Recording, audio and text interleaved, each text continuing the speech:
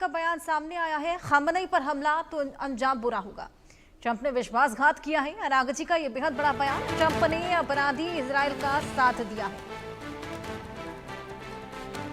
तो अमेरिकी राष्ट्रपति डोनाल्ड ट्रंप के इस पूरे हमले के बाद इजराइल ने जिस तरफ ट्रंप को सराहा है, वहीं अरागची ट्रंप को अपराधी बताते नजर आए हैं। इजराइल का साथ दिया। विदेश मंत्री अरागची ईरान के, जिनका यह बयान सामने आया, खामनेई पर हमला हुआ तो अंजाम बेहद बुरा होगा। ट्रंप ने विश्वासघात किया है। विश्वासघात का आरोप पड़ते हुए अरागची का यह बेहद बड़ा बयान। ट्रंप ने अपराधी इजराइल का साथ दिया है। जिस तरीके से पूरा हमला बोला, जिस तरीके से लगातार इजराइल का सपोर्ट करते हुए डोनाल्ड ट्रंप नजर आ रहे हैं, साथ ही चेतावनियां दे रहे हैं, साथ ही ईरान को धमकाते नजर आए कि कोई भी हमला अगर यहाँ ईरान की तरफ से किया जाता है तो उसका अंजाम बेहद बुरा होगा। ये महज शुरुआत की और अपने इस पूरे ऑपरेशन को उन्होंने लायन के नाम से बताया। वहीं युद्ध अब बेहद ज्यादा बढ़ता चला जा रहा है। हमारे सहयोगी आदित्य वधावन हमारे साथ जुड़े हैं, उनसे और जानकारी लेंगे। आदित्य, यहाँ पर अरागची है जिनका बेहद बड़ा बयान सामने आया है। खामनेई पर हमला हुआ तो अंजाम बुरा। साथ ही वो बोलते हैं कि ट्रंप ने हमारे साथ विश्वासघात किया है।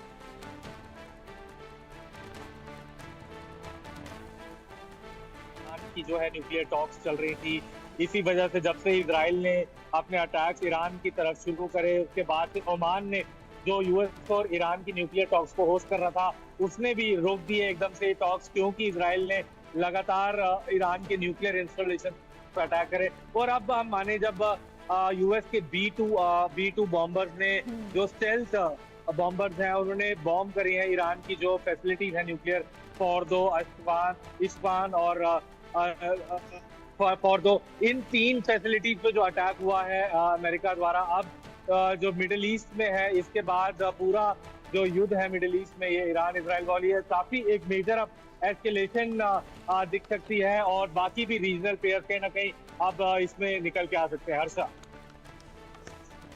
बिल्कुल आदित्य, यहाँ पर देखना होगा ये जंग अब आगे कितनी ज्यादा लंबी जाती है।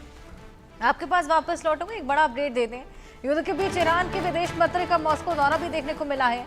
अब्बास अरागची कल पुतिन से मुलाकात करने जाएंगे। पुतिन, जिन्होंने यहाँ पर अमेरिका को पहले ही चेताया था कि अमेरिका पीछे हट जाए, कोई हमला ना बोले तो ही बेहतरी होगी, लेकिन इस बीच अब अमेरिका हमला बोल चुका है। अब्बास अरागची, जो कि बेहद बड़ा बयान देते सामने आए और विश्वासघात की बात भी करते नजर आए।